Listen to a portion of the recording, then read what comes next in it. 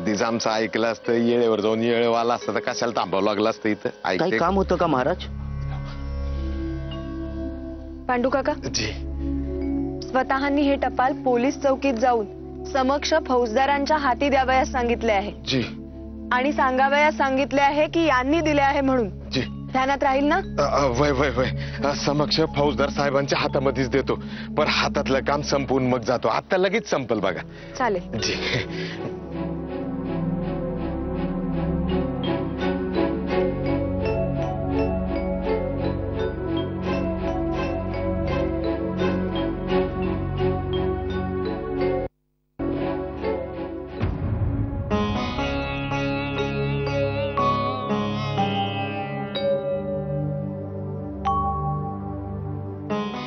अहो, मघा गडबडीत हे दुसरे टपाल वाचायला द्यावयाचे राहूनच गेले. कोणाचे आहे? नाशिकहून गणेश शास्त्री लेले यांचे आहे. वा, गणेश शास्त्री म्हणजे मोठाच विद्वान माणूस. वाचा.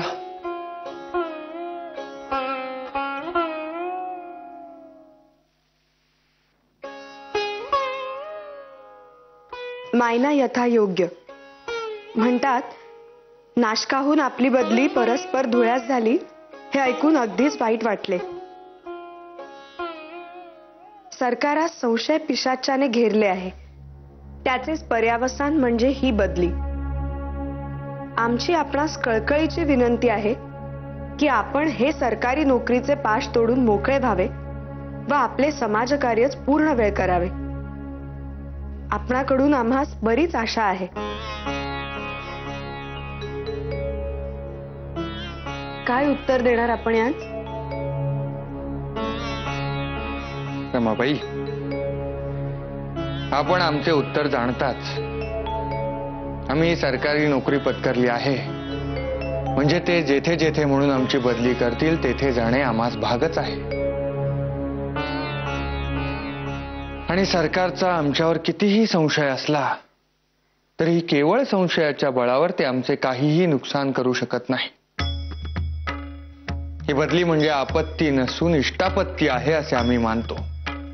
आणि हळूहळू आपोआपच सरकारचा संशय दूर होईल आणि यथाकाळ त्यांस त्यांची चूक कळेल. बरोबर ना? होय, हळूहळू का होईना पण आपल्या हितचिंतकांचाही आपला मुद्दा पटेल.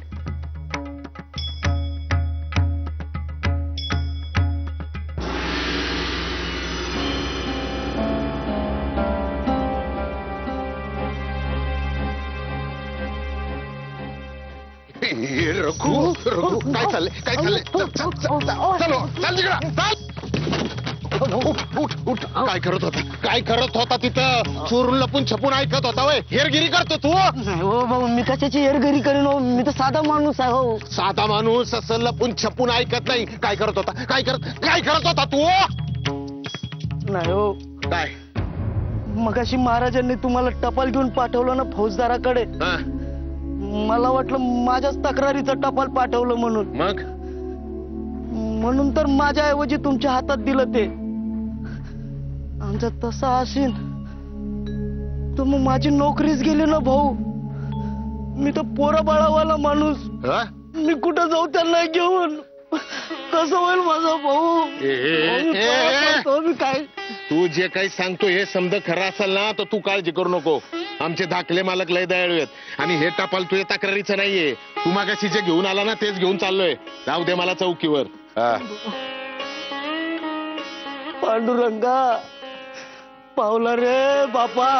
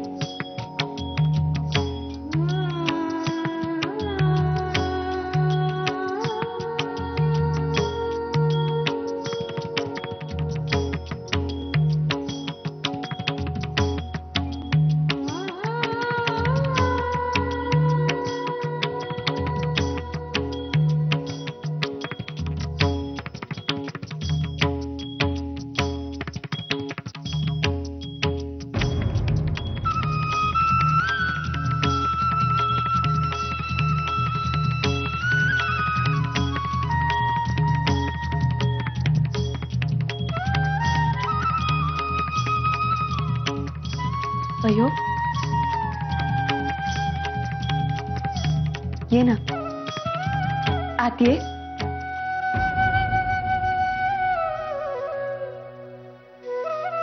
अगो ये ये.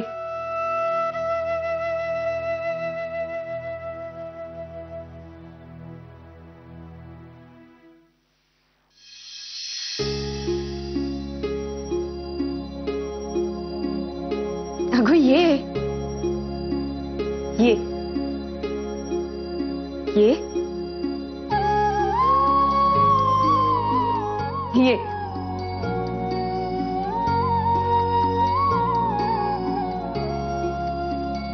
बैस की.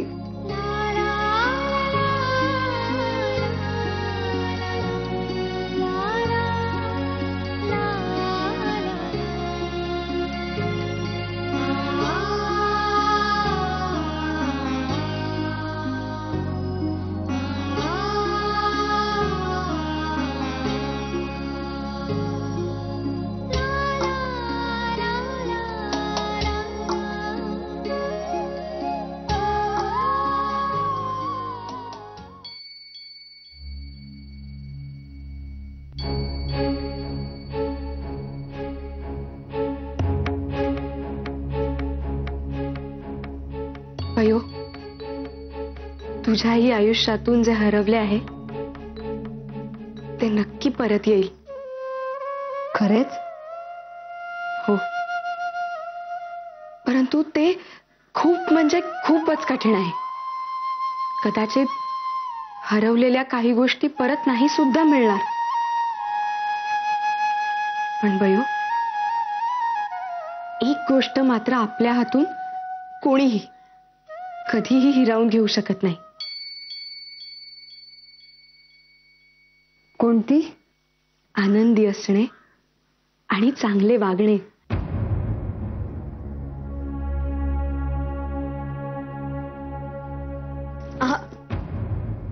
थांब, अशी रागावू नकोस. मी काय सांगते ना नीट ऐक. वयो अगो सौभाग्याखेरीज इतरही अनेक गोष्टींमध्ये आनंद असतो. आता कालचेच पहा, किती सुरेख पुरणपोळ्या केल्यास तू.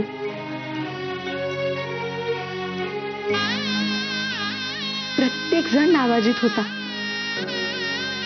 त्याचा आनंद नाही झाला. वत्सलाबाईंनी मला तू केलेले भरतकाम, शिवणकाम, विणकाम सारे दाखवले. अगो तुझ्या बोटात कला आहे. वयो आपण आनंदी असलो ना तरच साऱ्यांना हवे हवेसे वाटतो. त्यामुळे अगोदर तू तुझे असे आनंदी आयुष्य जगावयास शिक. मग बघ तुझ्याही आयुष्यात चांगले काहीतरी नक्की घडेल.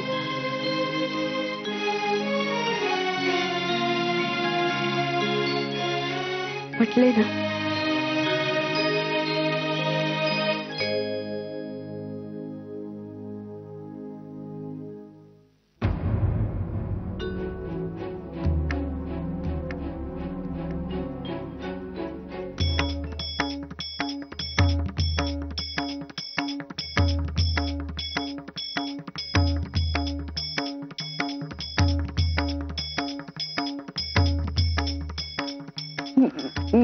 मी घेऊया.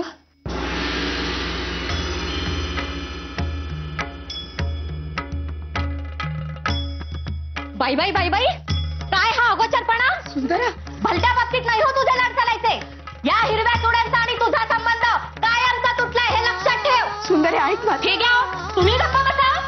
चलून उठ म्हणते नाही तू. सुंदरा थांब.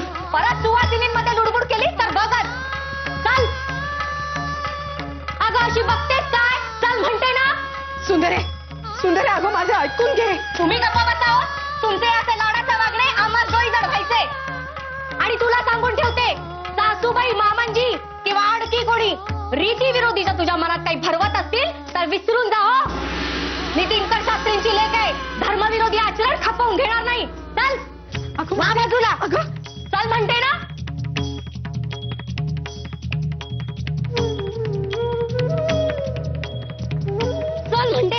किती वेळा समजवलंय तू? अशी ऐकायची नाही, कोंबडीच ठेवले पाहिजे तुला.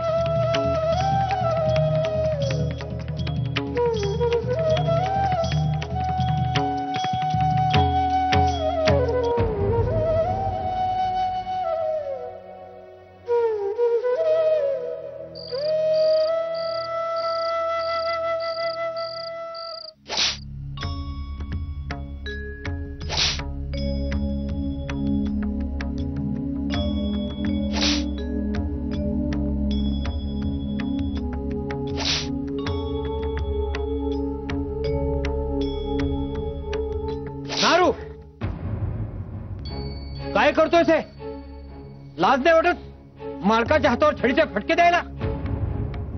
नाही नाही बाळंबडजी, असे पाप मी कसे करीन? बाबा मालकाने मला दरडावून सांगितले असे करण्यास, म्हणून मी केले. बाबा, काय प्रकार हा? हा नारू खरं सांगतोय की तू याची अशी काही खोडी काढलीस की त्याला सहन नवून त्याने हा मार्ग पत्करला? नारू,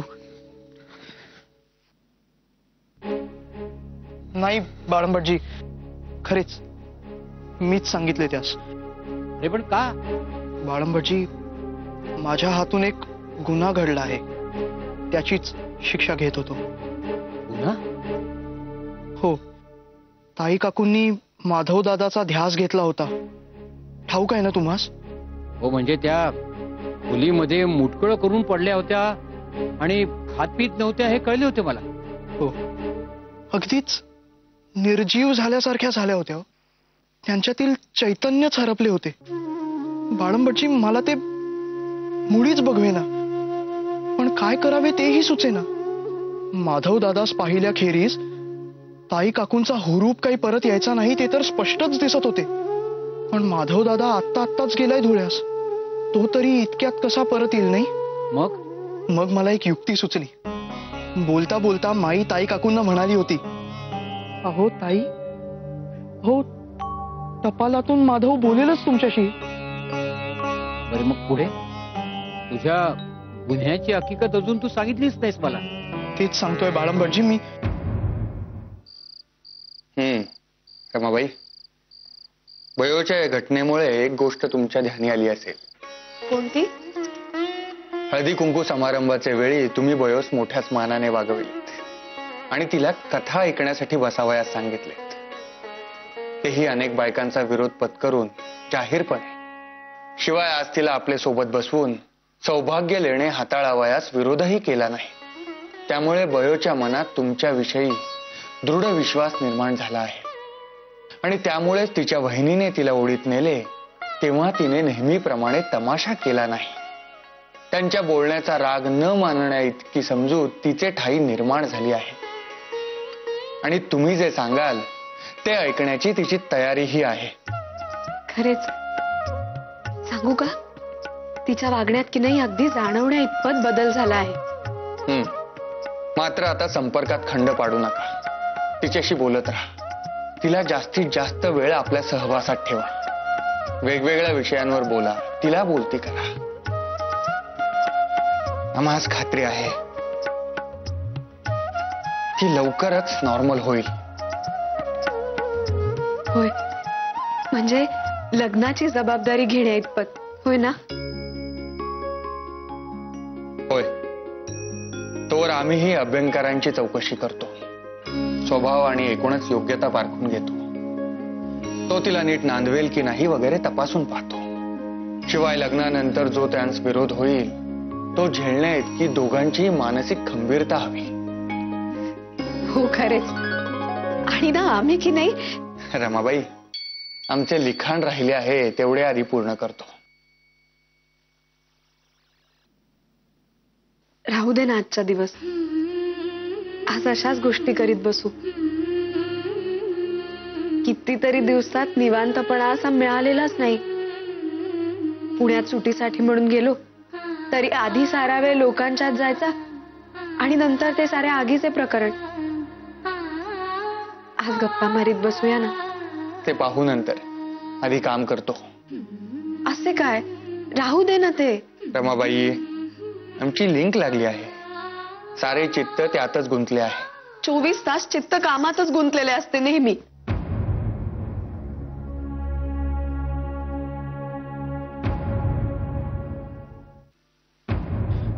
मी माधव दादाच्या नावाने ताई काकूंना उद्देशून स्वतःच एक पत्र लिहिले आणि तेच खोटे पत्र टपाल आले करून ताई काकूंना वाचून देखील दाखवले. त्या पत्रात माधव दादा जसा नेहमी अत्यंत आस्थेने चौकशी करतो तशीच ताई काकूंची चौकशी केली होती. शिवाय असेच बरेच काही लिहिले होते. ते ऐकून ताई काकूंना फार बरे वाटले आणि त्या नेहमीच्या जोमाने कामाला लागल्या. ताई काकूंना बरे वाटले, पण मी केलेले काम खोटेच होते ना, त्याची शिक्षा घ्यायलाच हवी. म्हणून हे. बाबा इकडे ये.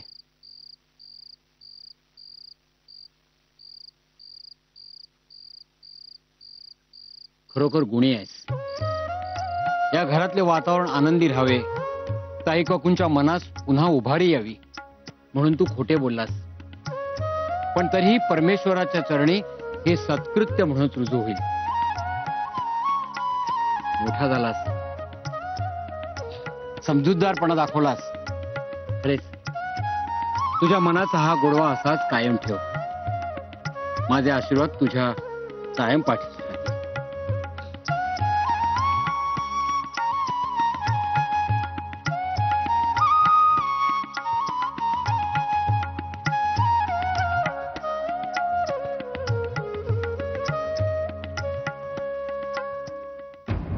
पुरे आता ठेवा ना ते बाजूला. रमाबाई, सांगितले ना काम करावयाचे आहे म्हणून.